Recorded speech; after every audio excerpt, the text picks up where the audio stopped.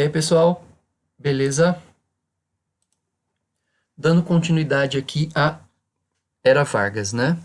Vocês viram então no primeiro vídeo que eu dei características gerais, né? Então eu falei lá da questão da indústria, da questão da intervenção do Estado na economia, falei do crescimento da sociedade, falei do populismo, né? São características que permeiam toda a Era Vargas, de 30 até 45.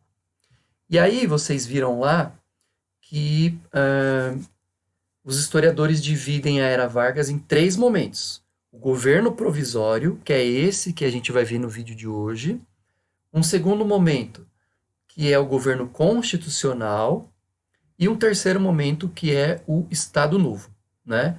De 1930 até 1945.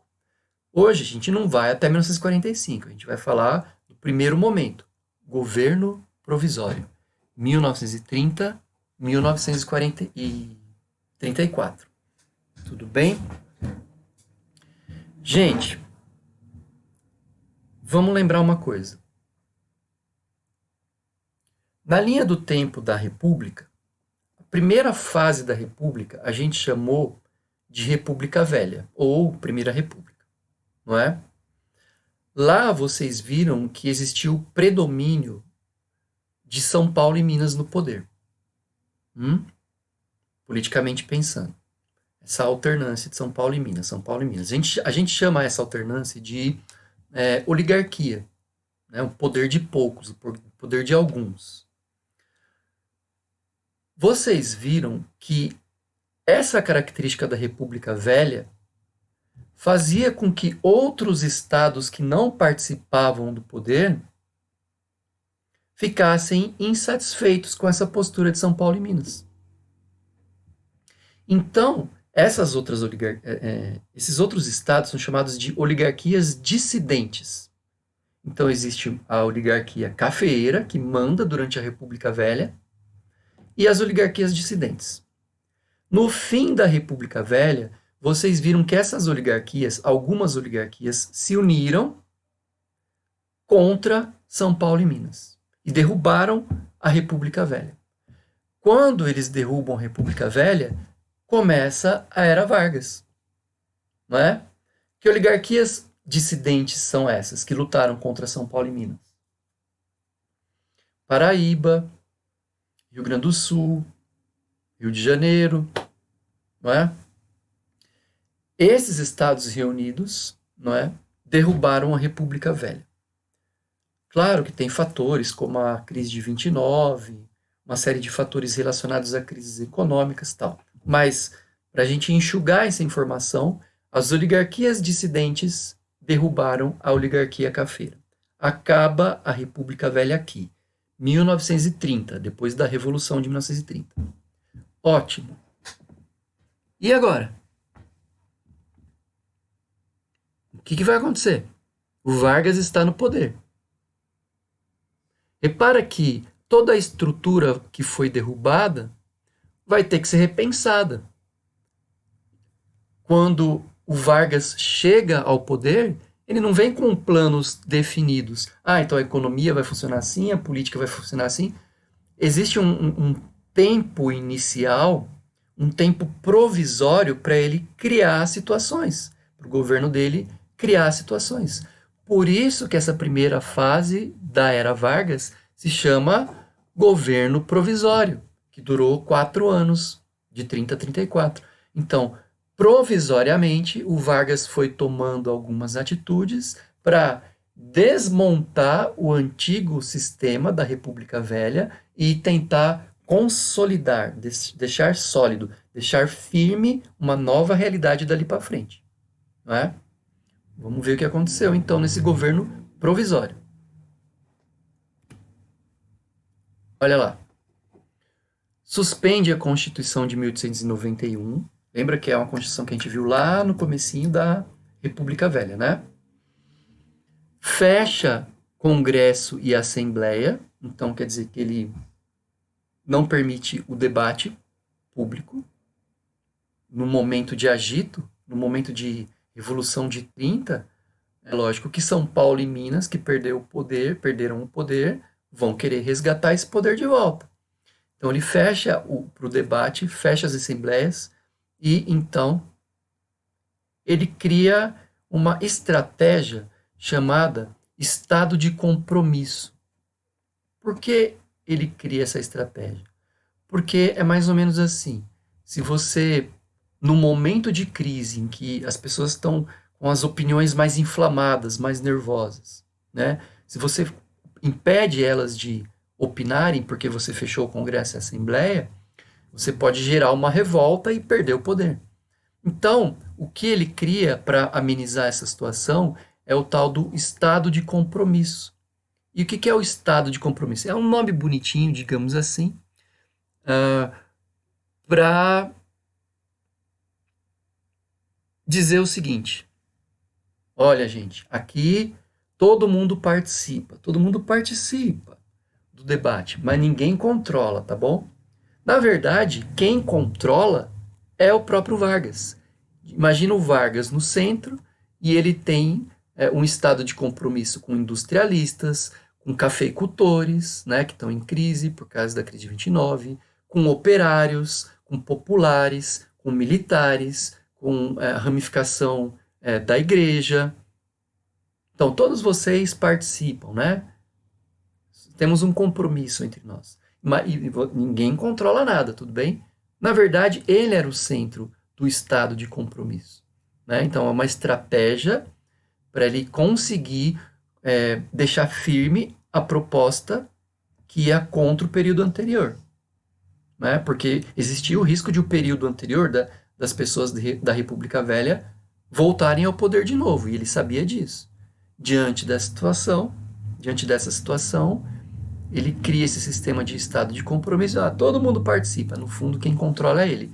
Mas é lógico que ele não fala isso, porque isso poderia gerar revoltas, né? Então, essa é uma característica grande desse estado de compromisso aí. Outra que vocês já viram, então, só retomando aqui, né? O populismo, né? Tentando gerar um culto à figura do Getúlio Vargas, né? Inclusive com propagandas a isso.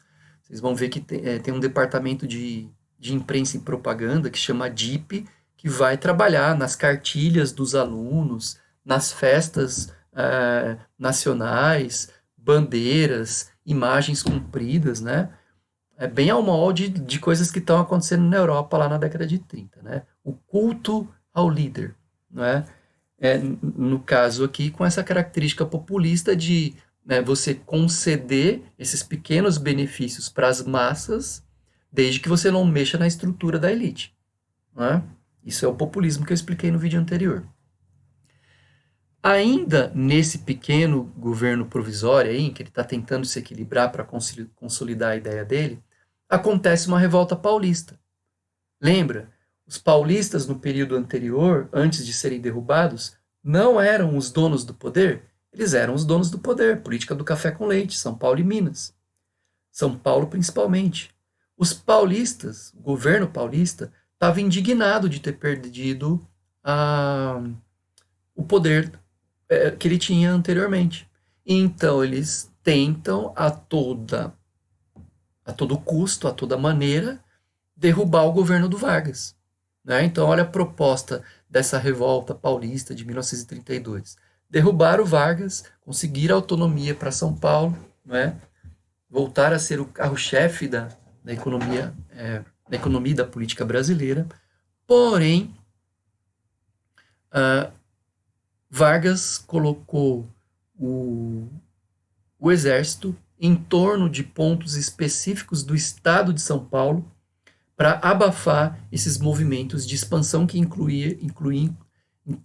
incluíam militares nessa revolta. Militares paulistas lutando contra militares do Brasil, para fazer valer o seu desejo, que é o desejo de os paulistas voltarem ao poder. E é lógico que o Vargas não vai permitir e vai abafar a revolta paulista de 1932. Tá vendo? 2 anos depois que o Vargas entrou no poder, os paulistas se revoltaram e queriam o poder de volta, né? Mas foram abafados. Outra característica é a Constituição de 1934. Lembra que a Constituição é a lei maior de um país, né? Em 1930, 34, a Constituição da República que existia, que tinha sido criada, foi aquela lá de 1891. Então, olha assim, história do Brasil. Quando o Brasil, vocês sabem que o Brasil tal segue as orientações e as leis maiores de Portugal. Mas quando o Brasil consegue a independência, cria-se lá em 1824 a primeira Constituição, né? Que ela foi imposta, que ela foi outorgada, que ela dizia respeito aos interesses lá do Dom Pedro I. Essa é a primeira Constituição do Brasil. Aí passa o Primeiro Império, passa a Regência, passa Segundo Império, é proclamada a República. Quando é proclamada a República, surge a segunda Constituição do Brasil. Essa daí que o Vargas suspendeu, de 1891, não é? República, federativa, com voto aberto, legislativo, executivo, judiciário, são grandes características da segunda característica. Ela é promulgada, ela é discutida, é diferente da primeira, que foi imposta. Passa o período todo da República Velha. Começa a Era Vargas. Na Era Vargas, essa segunda foi suspensa e é criada uma terceira Constituição do Brasil, que é essa que eu estou apresentando aqui agora, 1934. É a terceira Constituição da história toda do Brasil. E o que ela traz de acréscimo, de adendo, de novidades aí? O voto que era aberto passa a ser secreto para evitar perseguições políticas, né? Lembra do coronelismo? Voto feminino, super conquista. Nessa Constituição fica declarado o salário mínimo, não é? E direitos de aposentadoria. Repara que são medidas populares, muito populares. Ao longo de toda a história do Brasil, não existia salário mínimo, nem um benefício para quem trabalhou a vida inteira, num país que é escravista, que foi escravista. Né? Voto secreto para evitar perseguição, voto feminino, um salto na democracia. Então quer dizer que boa parte das pessoas estava satisfeita com essa Constituição prevista na Era Vargas. Será que quando tiver eleições, o Vargas vai vencer? Sim, ele é eleito. Porque lembra, quando ele chega no poder em 30, ele chega através de uma revolução. Tira lá os paulistas e os mineiros e chega numa revolução. Agora estamos nós aqui, ponto. Ele não foi eleito. Quando ele chega ali, ele tem que tomar uma série de medidas, porque ele pode perder o poder e tudo voltar a ser como antes. Então ele vai tomando essas medidas que eu falei, ao mesmo tempo que ele precisa tentar ganhar o eleitorado, porque em breve terá eleições. Então, como ele faz isso? Fazendo essas mudanças na Constituição de 1934. E aí ele é eleito. E aí começa a segunda fase do governo dele, que já não é provisória mais, porque ele já consolidou, ele já garantiu. Ele já abafou a guerra a revolta dos paulistas. Agora, a partir do momento que ele é eleito, ele continua pondo em prática os projetos que ele pretende, não é? E aí começa a segunda fase do governo Vargas, que vai se chamar governo constitucional. Saímos do governo provisório, entramos para o governo constitucional, de 34 até 37. Mas isso é assunto para o próximo vídeo, beleza? Eu só coloquei algumas imagens aqui de coisas importantes, só para ilustrar esse vídeo, né? Olha lá, duas imagens, tá? Uma primeira que tem a ver com a Revolta Paulista e uma segunda que tem a ver com o voto feminino.